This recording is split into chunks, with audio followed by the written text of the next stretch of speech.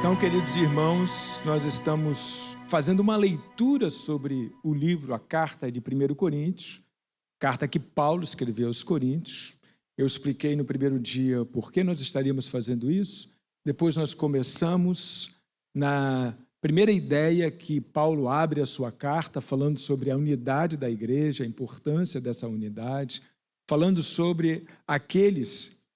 os sacerdotes, aquelas pessoas que estavam sendo chamadas para o ministério, o trabalho, o dever deles também. E agora, Paulo vai começar falando da comunidade, falando dos problemas, os problemas que estavam mais em evidência nesta comunidade. Paulo vai estar falando agora do capítulo 5 em diante. E eu quero trazer aqui esse capítulo 5, nós vamos até o capítulo 6, até o verso de número 11. Nós não vamos terminar o capítulo 6, nós vamos do 6 até o 11, que é o que a gente pode agregar hoje aqui e ter uma lição muito legal sobre esse ensinamento que Paulo vai trazer aqui em continuidade. Muito bem, então no capítulo de número 5, eu vou ler apenas o primeiro versículo e a gente vai fazer uma oração e depois nós vamos continuar a leitura. Então, diz a palavra do Senhor assim, em 1 Coríntios, capítulo 5, verso 1. Ouve-se por aí que entre vocês existe imoralidade, e imoralidade tal como não existe nem mesmo entre os gentios. Isto é, que alguém se atreva a possuir a mulher do seu próprio pai. Uma palavra de oração. Deus e Pai soberano, louvado e bendito seja o nome do Senhor. E aí você vai olhar assim, meu Deus, que coisa tão terrível esse pecado, né? Esse pecado do filho possuir a mulher do próprio pai. E de fato, o que acontecia neste contexto, olha só, sempre que você lê a Bíblia, você tem que ter um outro livro, trata de ir atrás desse outro livro, que fale sobre o contexto da época. Lê a Bíblia sem conhecer o contexto a qual aquele texto está inserido, você sempre faz uma interpretação equivocada. Porque a Bíblia ela serve para todos os tempos, mas ela foi escrita para aquele momento presente lá do passado. Ela serve para todos os tempos. Você sabe por que ela serve para todos os tempos? Porque ela é também simbólica. Ela é histórica e é simbólica. Tem metáforas na Bíblia. E com a metáfora você faz qualquer negócio. Com a metáfora você leva a metáfora para onde você quiser. Então ela serve para todos os tempos? Sim, serve. Por quê? Porque ela é simbólica. Ah, mas então ela foi feita para todos os tempos? Não, ela foi feita por um problema da igreja de Corinto. Paulo não estava pensando em todos os tempos. Paulo estava pensando no que estava acontecendo na igreja de Corinto. Ele botou a mão na cabeça. Meu Deus, o que? Os filhos estão possuindo as esposas dos próprios pais? Que doideira é essa? Eu tenho que escrever isso. Ele não estava pensando em nós hoje. Ele estava pensando naquelas pessoas, daquela sociedade, e é para elas que ele estava escrevendo. Mas, como é um livro simbólico, também serve para nós. Como tem símbolos e metáforas aqui, também serve para todos os tempos. Então é por isso que a gente lê uma história antiga, porque ela tem essas características. Ela tem essas características. E aí, qual era o contexto dessa época aqui? Ora, as pessoas não sabem, mas a imoralidade sexual era banal entre os gregos. A imoralidade sexual era uma coisa corriqueira entre os gregos. Não era uma coisa assim, não, era corriqueiro entre os gregos e entre os romanos também. Isso era do dia a dia. Não era um negócio difícil, e agora vamos dar uma consertada aqui no texto. Quando ele está falando assim, os filhos possuírem as mulheres dos próprios pais, esses filhos, alguns poderiam fazer isso com a sua própria mãe, sim, era muito mais difícil. Mas o que ele se refere mesmo era o fato do pai já estar no segundo casamento, terceiro, quarto, ou então ter 2 ou 3 casamentos, porque nessa época era permitido fazer assim. E então essas mulheres, às vezes, eram da mesma idade dos filhos. Eram mais compatíveis com os filhos do que com os pais, do que com os homens. Então, às vezes, o que acontecia, às vezes, entre os gregos, né, isso acontecia de haver essa prática. E essa prática acontecia de vez em quando, ou talvez com muito mais frequência do que eu penso, dentro da igreja. Dentro da igreja, um filho, dentro da igreja de Corinto, um filho possuía a esposa do próprio pai. Então, Paulo vai mostrar toda a sua indignação com esta prática. Isso vai nos levar a um outro desdobramento que vocês nem imaginam. Qual é o outro desdobramento que isso vai nos levar aqui no nosso estudo? Verso 2. E vocês andam cheios de orgulho, porque além da prática, isso ainda dava um gostinho bom de vanglória nessas pessoas que pecavam desse jeito. Ah lá, peguei a mulher dele. Ah lá. E vocês andam cheios de orgulho quando deveriam ter lamentado e tirado do meio de vocês quem fez uma coisa dessas. Ele vai falar em tirar do meio de vocês quem fez uma coisa dessas. Mas isso tem um desdobramento muito interessante aqui. Eu, na verdade, ainda que fisicamente ausente, mas presente em espírito, já sentenciei, como já estivesse presente o autor de tal infâmia, em nome de nosso Senhor Jesus, reunidos vocês e o meu espírito com o poder de Jesus, nosso Senhor, que esse tal seja entregue a Satanás para a destruição da carne, a fim de que o espírito seja salvo no dia do Senhor.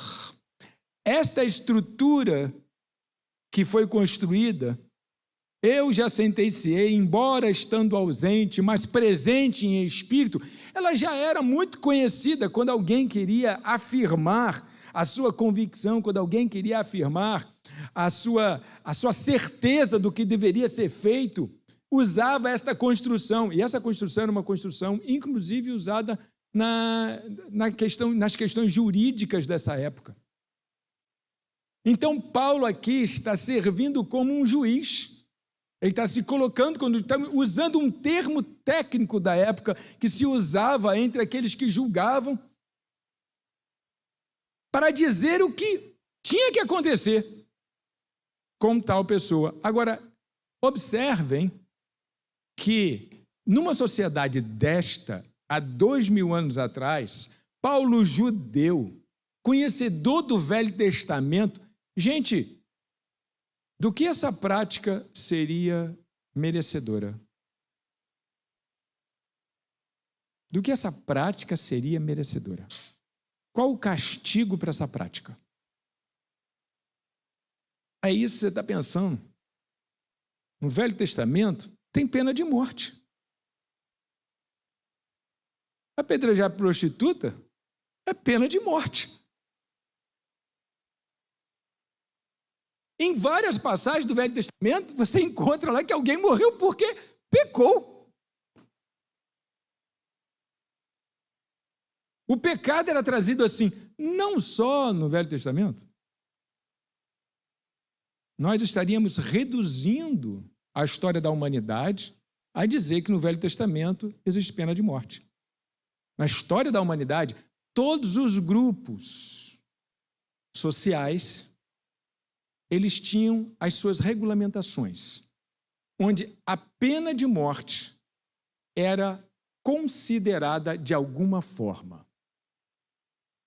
Todos os grupos, em todos os povos, com algumas exceções mínimas. Mas não era um absurdo nas sociedades antigas declarar que quem fez tal, cometeu tal prática, cometeu tal aberração, não era um absurdo que essa pessoa morresse. Não era um absurdo. E Paulo vem de uma cultura dessa. Ele estuda os livros proféticos de uma cultura dessa, que há alguns pecados que são punidos com a morte. Mas ele aqui se depara com um problema desse, de um pecado muito grande, e aí você vê que na hora do julgamento dele, ele se arroga um juiz, ele se coloca, ele fala na linguagem do juiz, mas chega na hora lá, na hora da sentença, a gente vai ter que entregar esse cara a Satanás, para não matar ele. Entregar esse cara a Satanás. E isso também era uma prática entre todas as outras culturas, a execração espiritual. A execração espiritual, a excomunhão. Você era entregue aos espíritos das trevas quando você cometia algo assim terrível e houve um consenso que você não ia morrer. Houve um consenso que você não ia morrer? Bom, não vai morrer, mas vai ser entregue ao capeta. Não vai morrer, mas vai ter que sofrer nessa terra. Não vai morrer, mas vai ser entregue aos espíritos das regiões do submundo. Era assim essa prática. Então Paulo aqui chega no ponto de declarar a morte de quem faz isso, mas não faz. Ele se apropria de uma prática que nem era uma prática da fé hebraica, era uma prática de outros grupos. Que seja entregue então a Satanás, para que no dia final a alma seja salva. Tipo assim, ele não quer que o cara vá para o inferno, não, mas ele quer que o cara sofra. Vai sofrer para se arrepender. Vai ser castigado para se arrepender. Então, é sob este contexto de mentalidade, essa série de conceitos, que Paulo está dando o seu veredito sobre quem comete um pecado desse. Um pecado grave desse. E aí continua. Não é bom esse orgulho que vocês têm? Por acaso vocês não sabem que um pouco de fermento leveda toda a massa? Joguem fora o velho fermento, para que vocês sejam nova massa, como de fato já são, sem fermento. Pois também Cristo, nosso Cordeiro Pascal, foi sacrificado. Por isso celebramos a festa não com o velho fermento, nem com o fermento do mal e da maldade, mas com o pão sem fermento, o pão da sinceridade e da verdade. Na outra carta, já escrevi a vocês que não se associem com os impuros. Refiro-me, com isso, não propriamente aos impuros deste mundo, aos avarentos, ladrões ou idólatras, pois neste caso vocês teriam de sair do mundo. Até esse ponto aqui, deixa eu só fazer esse comentário. Muito provavelmente, eles deviam estar próximo da Páscoa, ou porque ela já estava para vir, ou porque ela havia passado dias atrás. Porque ele traz esse exemplo assim, do nada, ele vai dar um exemplo. E muito provavelmente, se ele deu esse exemplo a respeito do fermento, né, que fermenta toda a massa, por que extirpar esse que comete um pecado desse? Por que tirar da comunhão? Por que entregar na mão de Satanás? Porque um pouquinho só de fermento leveda toda a massa. Tipo assim, a gente diz isso de outro jeito, né? No senso comum. Me diga com quem tu andas, que eu direi quem tu és. O mau comportamento, ele vai lastrando. O mau comportamento, ele vai lastrando. Aí ele diz, um pouco de fermento.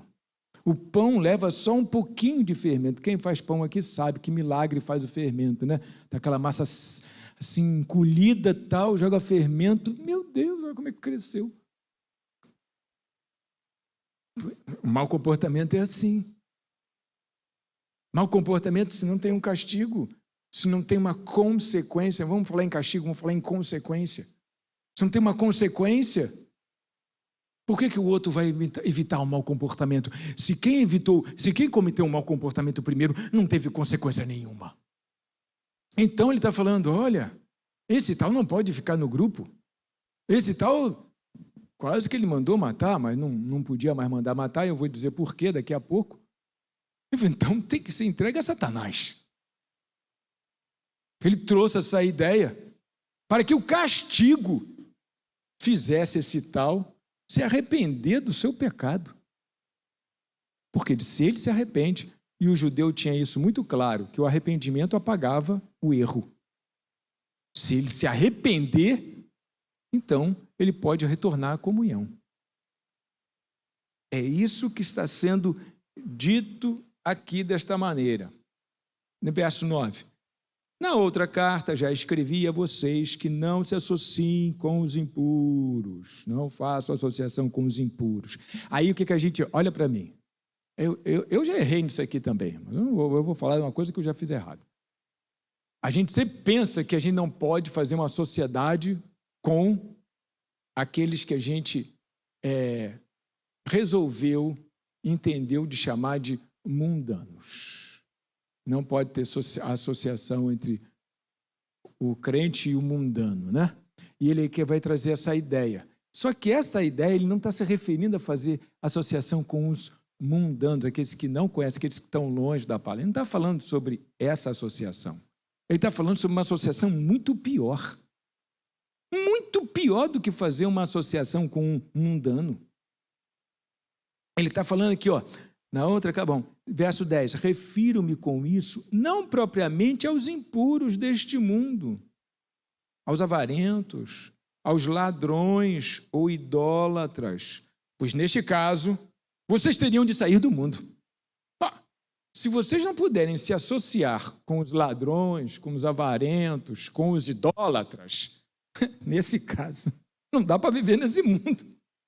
Porque você sempre vai estar, de alguma maneira, se associando a um e a outro. Às vezes será até necessário ou preciso. Veja, o que Paulo está dizendo é algo muito pior. Muito pior. Mas agora escrevo a vocês que não se associem a alguém que, dizendo-se irmão, for devasso, for avarento, for idólatra. Idólatra, gente. Maldizente. Maldizente. Só fala mal dos outros. Maldizente. Bêbado ou ladrão. Gente, havia bêbado dentro da igreja? Ele estava falando para a igreja? Pois é, tinha quem bebia e exagerava dentro da igreja. Olha só que coisa, né? Bêbado ou ladrão, nem mesmo comam com alguém assim. Meu Deus, essa pessoa está dentro da igreja. E, gente, eu vou dar uma notícia triste para vocês. Essa pessoa está dentro da igreja de Corinto. Porque ele está escrevendo uma carta, não era uma carta para todo mundo, era uma carta para a igreja. Eu não me convertia numa igreja dessa. Bêbado ou ladrão, nem mesmo comam com alguém assim. Ele não está falando comer com os mundanos, ele está falando comer com os irmãos da igreja. Mas que é ladrão, mas que é avarento, mas que é idólatra, mas que é fofoqueiro, maldizente, fica falando mal da vida dos outros. Pois com que direito haveria eu de julgar os de fora? Olha, com que direito haveria eu de julgar os de fora? Uma pergunta, né, que vai ficar no ar. E ele diz assim, mas será que vocês não devem julgar os de dentro? Os de fora não têm lei. Os de fora vivem a vida deles. Agora, nós vivemos a nossa vida. E se eu tenho que julgar alguém, são os de dentro e não os de fora.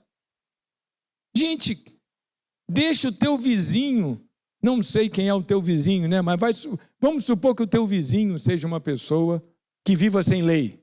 Deixa ele viver sem a lei dele, convida ele para vir à igreja. Não se escandalize com ele vivendo sem lei. Ele está vivendo sem lei. Agora, aqueles que vivem debaixo de uma lei, então sim, esses devem ser julgados, porque eles vivem debaixo de uma lei. Quando a gente está na igreja, a gente resolveu viver debaixo de uma lei espiritual, uma lei da Bíblia. Então, esse a gente deve julgar, sim. Agora, o pobre coitado do vizinho, que vive sem lei, que fez um funk lá até 4 da manhã, estava tão feliz, coitado. Ou então fez um pagodão lá, na casa dele, aniversário, da mulher dele, teve samba. Você não tem que julgar essas pessoas. Essas pessoas vivem sem lei, pelo menos a lei que a gente vive. Eles não vivem debaixo da lei que a gente vive. Agora, quem vive debaixo da nossa lei, aí sim a gente tem condição e o dever de chegar junto, chamar a atenção. Ô, irmão fulano, não estou te entendendo. O irmão está em paz com a leitura bíblica? O irmão está em paz com os estudos, tal? Está no discipulado, irmão? Tem que aprender mais, hein, irmão? Mas será que vocês não devem julgar os de dentro? Os de fora? Esse Deus julgará. Os de fora Deus vai julgar. Isso é um problema de Deus. Quem está de fora daqui é um problema de Deus, não é o nosso problema. Expulsem o malfeitor do meio de vocês. Ele aí volta na ideia, expulsem o malfeitor do meio de vocês, porque ele já havia dito lá atrás que deveria ser feita a execração espiritual, deveria ser entregue na mão de Satanás para ver se ele se converte, para ver se ele se arrepende do seu mau hábito e volta para a comunhão, porque se voltar para a comunhão a gente aceita. Mas vamos botar ele na mão do capeta.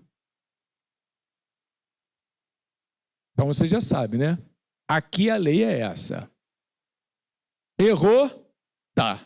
Satanás, vai conversar com o cão lá. Depois que se arrepender, a gente abraça você de novo, tal. Mas aí você vai me perguntar assim, caramba, mas por que Paulo, mudou de ideia?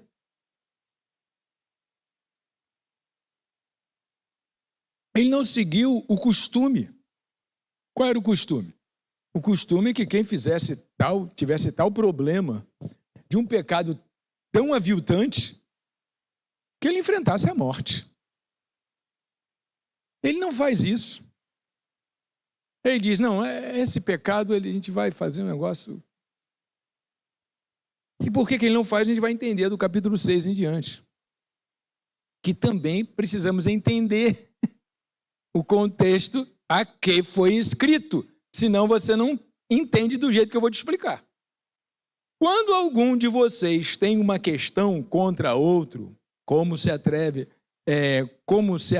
a submeter isso a juízo diante dos injustos e não diante dos santos? Ele faz essa pergunta. Existem demandas dentro da igreja. No povo cristão existem demandas. E a maioria dessas demandas aqui nesse contexto eram demandas de terras. Eram disputas de terras, disputa de território, gente que tinha pegou 1 metro lá da propriedade do outro e tal. Então, existiam disputas entre eles. Existiam questões entre eles. Só que a comunidade judaica já era super mal falada. Já era super discriminada. Já se falava mal da comunidade judaica por excelência. A culpa era tudo dos judeus. Os judeus têm culpa de tudo. E Paulo, então, para evitar que essa situação piorasse ainda mais, ele dizia, gente, como é que vocês vão escolher um tribunal humano para julgar entre vocês? Será que não existe ninguém que julgue entre vocês? Outra questão também daquela época. Naquela época e na antiguidade, quando havia uma disputa, uma celeuma entre dois, se chamava alguém que os dois lados atribuíam que havia uma certa justiça naquela pessoa se chamava alguém que era neutro na história, mas que era conhecido como se tivesse uma justiça para arbitrar quem é que tinha razão ali naquele conflito. Então, isso era uma prática dos povos antigos. Não havia um judiciário organizado com advogados assim, tal, com defensoria, com ataque, com promotoria, tal. Não havia isso. O que havia era que, numa disputa, quando os dois viam que não ia dar certo aquilo ali, se chamava uma terceira pessoa que era reconhecida pelos dois lados como uma pessoa idônea, como uma pessoa íntegra, para julgar aquela questão. E o que essa pessoa, essa terceira pessoa, trouxesse como solução, isso era consenso de ser aceito, porque aquela pessoa era reconhecida como uma pessoa justa de ambos os lados. Então, esta era a questão aqui. Isso era comum acontecer. Isso era comum acontecer, né, dentro da cristandade e dentro dos outros povos. E agora Paulo está perguntando, será que entre vocês não tem alguém que julgue?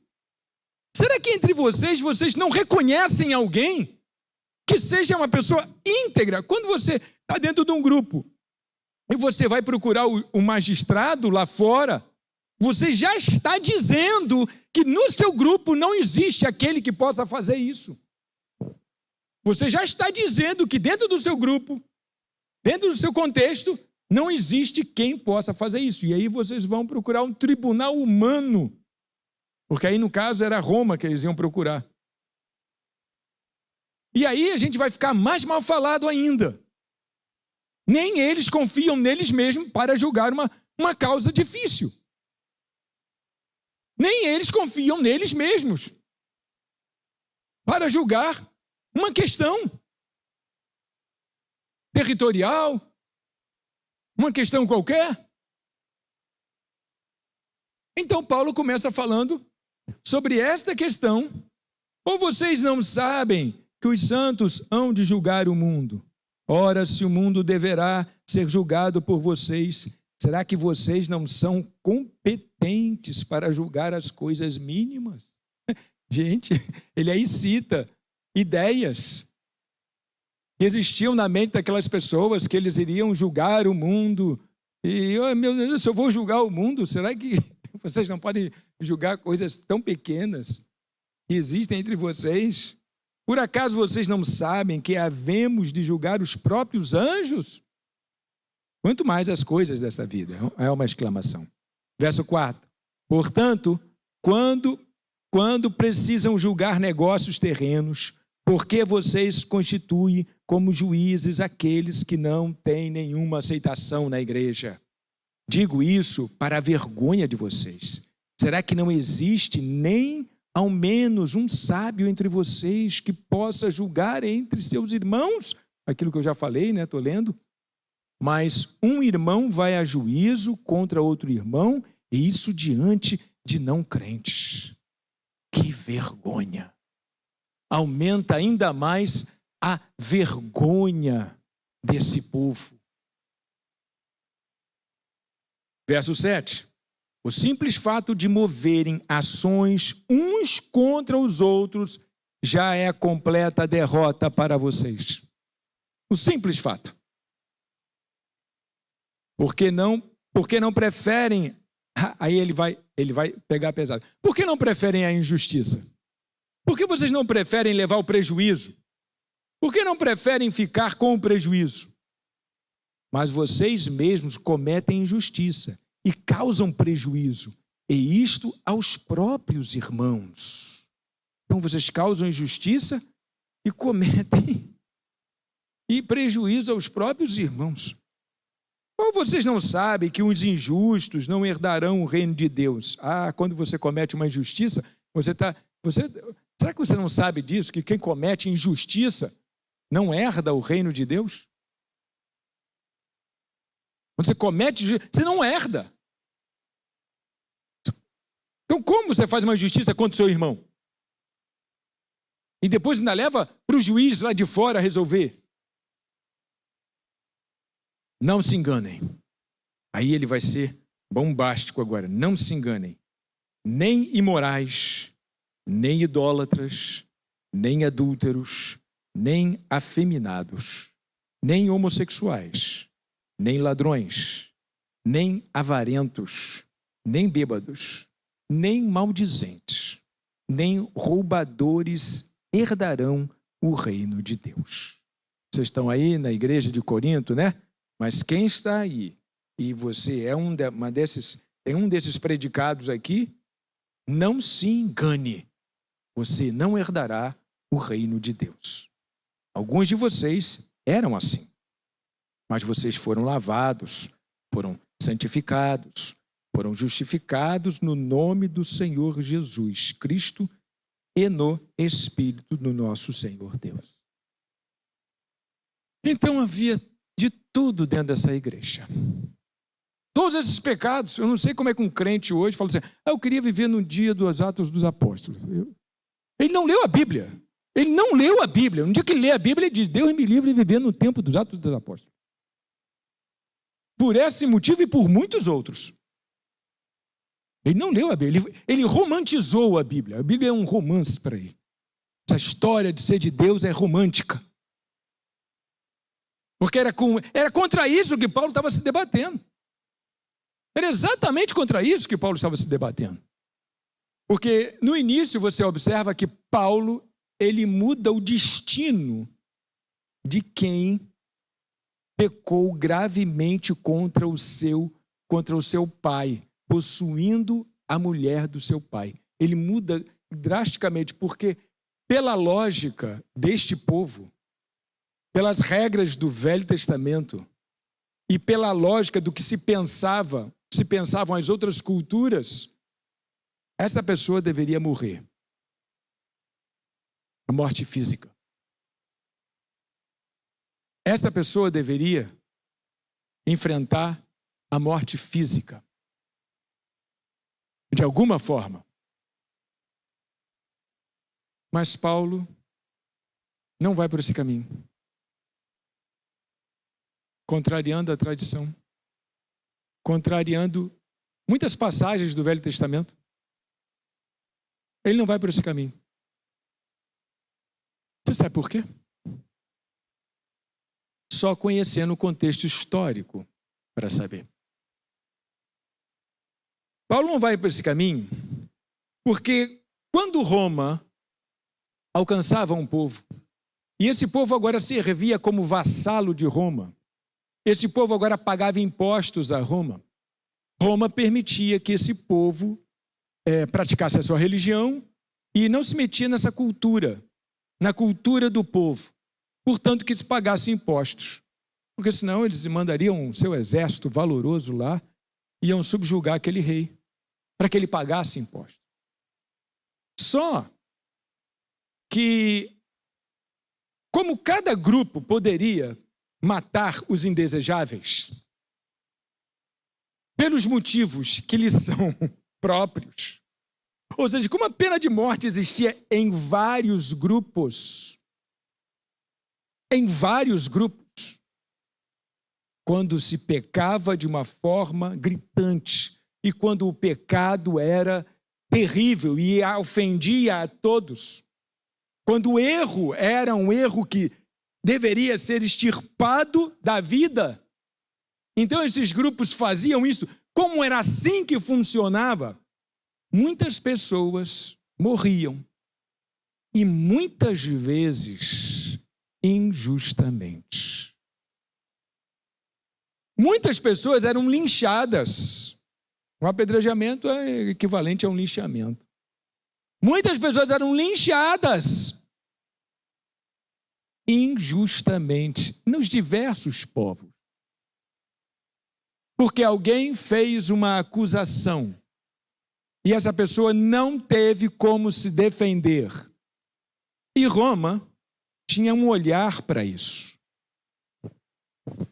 Roma já era uma civilização muito estruturada e tinha um olhar para isto. Então, uma das coisas que Roma fez, Roma instituiu a pena de morte pela mão de Roma, para que ninguém mais morresse pela mão de ninguém. A pena de morte romana era para salvar as pessoas de morrerem por qualquer motivo na mão dos seus iguais. Ou seja, quem estava no alcance do Império Romano não podia matar. Quem mata é Roma. Então, as questões que aqueles povos tinham, e eram questões de pena de morte, tinha que levar para um tribunal romano. Era Roma que iria decidir se morria ou se vivia. Ninguém mais poderia decidir se morria ou se vivia. Nenhum povo, mas nenhum rei mais tinha essa autoridade de mandar matar um de seus súditos. Mesmo que fosse justo, Roma tinha que chancelar essa justiça. Não, isto que vocês estão clamando para fazer é justo. Roma tinha que chancelar essa justiça. Então, nenhum povo alcançado por Roma podia matar. Somente Roma podia matar.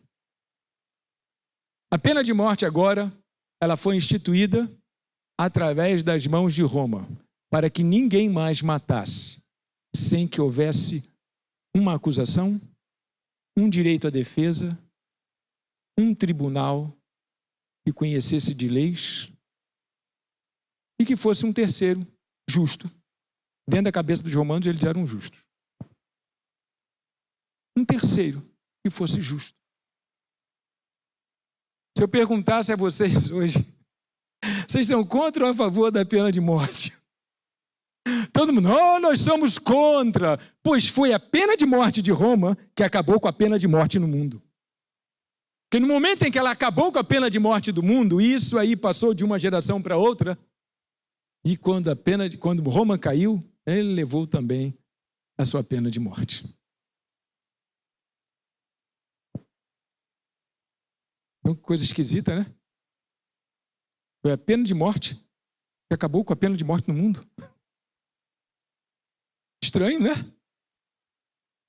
Mas é para você ver como é que funciona, não é? A dinâmica do mundo. Muitas vezes alguma coisa ruim vem para acabar com uma outra coisa pior ainda.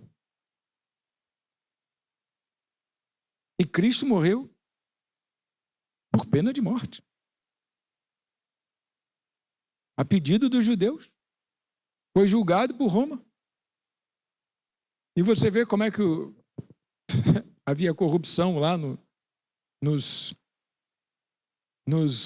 juízes de Roma, que não eram juízes do jeito que a gente conhece hoje, eram outros. Vai para Caifás, vai para Pilatos, vai. Eram as pessoas justas que poderiam determinar o destino de uma pessoa. Entende como é que é complexo o mundo?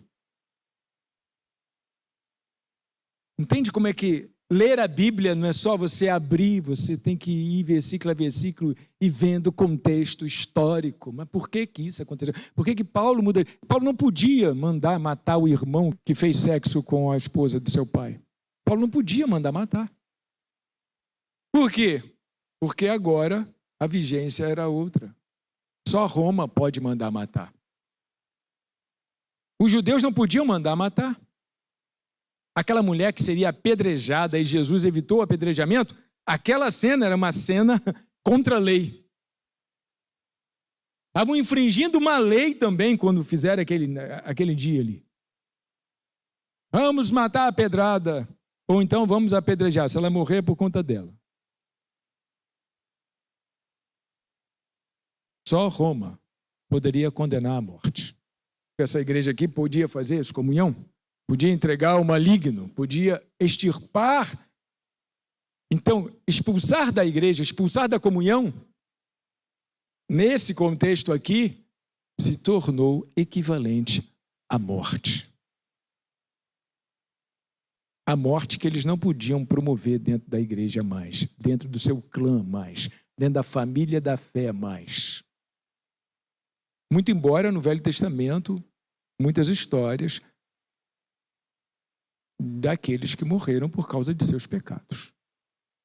Entenderam, queridos? Qual é a lição que a gente tira para nós? O pecado me gera afastamento de Deus.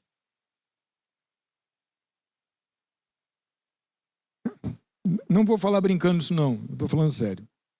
Eu preferia ser membro da igreja de Queimados do que ser membro da igreja de Coríntios. É muita coisa para ser falada aqui, mas só o que já foi falado já é o suficiente para você entender que a igreja, ao longo da história, eu posso dizer até que ela melhorou muito. Apesar de nós apontarmos os nossos próprios erros como igreja, apesar de nós termos os nossos problemas como igreja, a igreja de hoje, do século XXI, é a melhor versão. Essa aqui é a melhor versão da igreja do que ela jamais teve.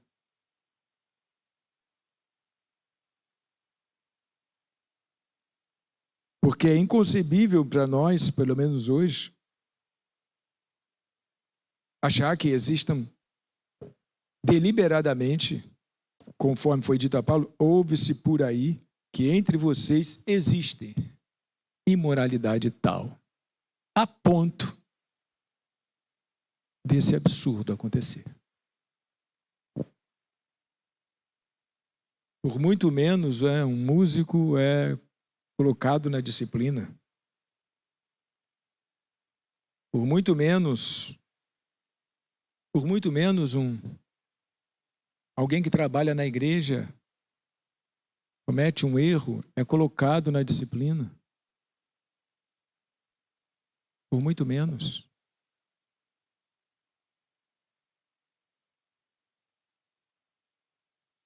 E a morte, ninguém aqui é condenado. A execração pública, ninguém aqui é condenado. A execração espiritual, ninguém aqui é condenado. No século XXI, as igrejas não fazem isso. Na época de Cristo, a igreja fazia. E foi o grande apóstolo da fé que fez isso.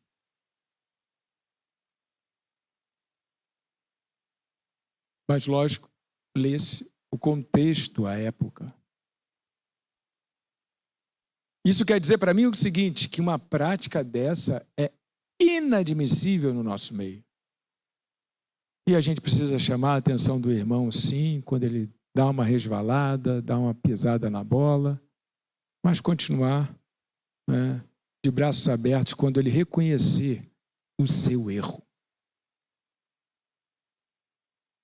Amém? Glória a Deus. Soberano Deus e amado Pai, gratos somos pela manhã de hoje.